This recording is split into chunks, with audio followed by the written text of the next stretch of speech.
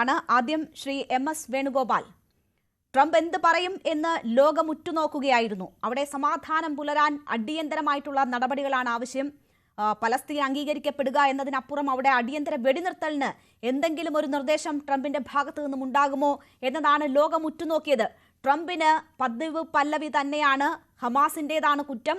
കഴിഞ്ഞ 2 തവണ മാർച്ച് 18-നും പിന്നീടും ഹമാസ് വെടിനിർത്തലിന് തയ്യാറായതാണ്. അതിന് തുരങ്കം വെച്ചത് ഇസ്രായേലാണ്. പക്ഷേ ട്രംപ് UN-ൽ പറയുന്നു ഹമാസാണ് വെടിനിർത്തലിന് തയ്യാറാകാത്തതെന്ന്. അതെ, ട്രംപ് മാത്രമല്ല, നെതന്യാഹുവിന്റെയും പ്ലാൻ അത് തന്നെയാണ്.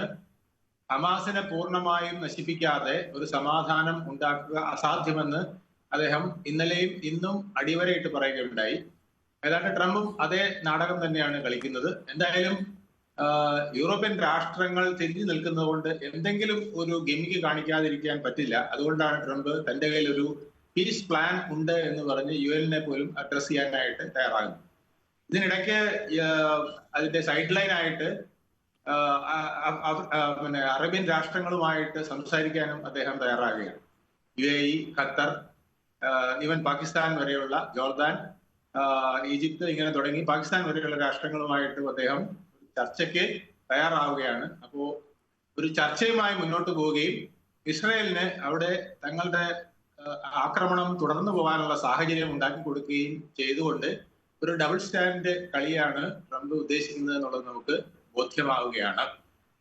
അത് തന്നെയാണ് നെതന്യാഹുവും ആഗ്രഹിക്കുന്നത്. ഇന്നലെ അവർ തമ്മിൽ ഒരു ചർച്ച നടത്തിയിട്ടുണ്ട്. ആ ചർച്ചയിൽ ഉരുത്തിരിഞ്ഞതും ഇത് തന്നെയാണ്. യൂറോപ്യൻ രാഷ്ട്രങ്ങളുടെ ആ ഒരു ആങ്കർ തണുപ്പിക്കുക എന്നുള്ളത്, ഒരു വിദ്വേഷം തണുപ്പിക്കുക എന്നുള്ളത് ഒരു പ്രധാന ഘടകമാണ്. അതിന് US-ന് എന്തെങ്കിലും ഒരു നമ്പർ ഇട്ടേ പറ്റുള്ളൂ. ആ നമ്പർ ആയിരിക്കണം ഇപ്പോഴത്തെ പ്ലാൻ എന്നാണ് ഞാൻ നിരീക്ഷിക്കുന്നത്. പക്ഷേ അതിന് എന്തെങ്കിലും സാധ്യതയുണ്ടോ ശ്രീ MS വേണുഗോപാൽ? നോക്കൂ, ഇവിടെ ഇപ്പോൾ പലസ്തീൻ എന്ന രാഷ്ട്രത്തെ അമേരിക്ക ഒരു കാരണവശാലും അംഗീകരിക്കാൻ പോകുന്നില്ല എന്നത് വ്യക്തമായിരുന്നു. പക്ഷേ അടിയന്തരമായി വെടിനിർത്തലിന് എന്തെങ്കിലും സാധ്യതകൾ ഉണ്ടാകുമോ എന്നതാണല്ലോ എല്ലാവരും ഉറ്റുനോക്കിയിരുന്നത്. പക്ഷേ അവിടെ ഒരു സമാധാന ചർച്ചയ്ക്ക് പോലുമുള്ള വഴി തുറക്കുന്നില്ല. ഹമാസ് ആണ് അതിന് തുരങ്കം വെക്കുന്നത് എന്ന് പറയുന്നു. ഒക്ടോബർ 7 മറക്കാനാകില്ല എന്ന് പറയുന്നു. സമാധാന ചർച്ചകൾക്ക് പോലും ഉള്ള സാധ്യത അടച്ചുകൊണ്ട് ട്രംപ് സംസാരിക്കുകയാണ്. 7 മാസത്തിനിടെ അവസാനിപ്പിച്ചു എന്ന് അവകാശപ്പെടുന്ന അതേ വ്യക്തി തന്നെയാണ് അവിടെ ഒരു വെടിനിർത്തലിനുള്ള സാധ്യത പോലും ഇല്ലാതാക്കുന്നത്. അതെ, വെടിനിർത്തലിനുള്ള സാധ്യത ഉണ്ടാകണമെങ്കിൽ അവർ പറയുന്ന കണ്ടീഷനുകൾ നമുക്ക് വ്യക്തമാണല്ലോ. ഹമാസ് ബന്ദികളെ പൂർണ്ണമായും വിട്ടുകൊടുക്കണം. ഇപ്പോ ഹമാസ് ആണെങ്കിൽ പൂർണ്ണമായും ബന്ദികളെ വിട്ടുകൊടുക്കില്ല എന്നുള്ളത് US-ക്ക് അറിയാം, ഇസ്രായേലിന് അറിയാം. കാരണം അവരുടെ അവസാനത്തെ കച്ചിത്തുരുമ്പെന്ന് പറയുന്നത് അവശേഷിക്കുന്ന 10 15 വരുന്ന, നമുക്ക് എത്രയാണെന്ന് എണ്ണം പോലും നിശ്ചയമില്ല, 50 പേരുണ്ട്. പക്ഷെ അതിൽ ജീവിച്ചിരിക്കുന്നത് 15 ആണോ 10 ആണോ എന്നുള്ളതിനെ കുറിച്ച് പോലും ആർക്കും തിട്ടമില്ല. അപ്പൊ ആ ബന്ദികളെ വിട്ടുകൊടുക്കുന്ന പ്രശ്നമാണ് ഇപ്പൊ നിൽക്കുന്നത്. അപ്പോ 50 ബന്ദികളിൽ ബാക്കിയുള്ളവർ എവിടെ എന്ന് ചോദ്യം വരും. അപ്പൊ ബന്ദികളെ പൂർണ്ണമായും വിട്ടുകൊടുക്കണം എന്ന് പറയുമ്പോൾ അത് ഒരു ഹമാസിനെ കൊണ്ട് സാധിക്കുന്ന കാര്യമല്ല. അവരിൽ അവശേഷിക്കുന്നവരെ മാത്രമേ ഇനി വിടാൻ താല്പര്യമുണ്ടെങ്കിൽ പോലും വിടാൻ കഴിയുള്ളൂ. പക്ഷെ അതുപോലെ അവർ പൂർണ്ണമായും വിട്ടുകൊടുക്കും എന്ന് തോന്നുന്നില്ല. കാരണം അവർക്ക് ബെറ്റ് വെക്കാനായിട്ട് ഒരു കരുവായിട്ടുള്ളത് ഈ ബന്ദികളാണ്, അവശേഷിക്കുന്ന ബന്ദികളാണ്. അല്ല, മാത്രവുമല്ല മാർച്ച് 18-ന് ഇതുപോലെ ബന്ദികളെ കൈമാറിയതിനു ശേഷം ഗസയിൽ സമാനതകളില്ലാതെ ആക്രമണം അഴിച്ചുവിടുകയായിരുന്നു ജനവാസ മേഖലയിൽ ഉൾപ്പെടെ ഇസ്രായേൽ ചെയ്തത് തൊട്ടടുത്ത മണിക്കൂറുകളിൽ. അതുകൊണ്ടാണ് ഞാൻ പറഞ്ഞത്, അവര് ഹമാസ് ഒരു കാരണവശാലും ഇനി അവശേഷിക്കുന്ന ബന്ദികളെ വിട്ടുകൊടുത്തുകൊണ്ട് തങ്ങളുടെ അവസാനത്തെ ആയുധവും അങ്ങനെ അടിയറവ് വയ്ക്കാൻ തയ്യാറാവില്ല.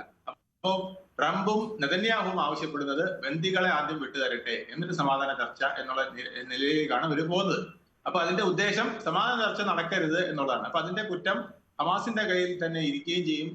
ഇസ്രായേലിന് അവരുടെ അറ്റാക്ക് നിർബാധം തുടർന്നു കൊണ്ടുപോകാനും ഗാസ പൂർണ്ണമായും ക്ലിയർ ചെയ്തെടുക്കാനും ഒരു സാവകാശവും ലഭിക്കും.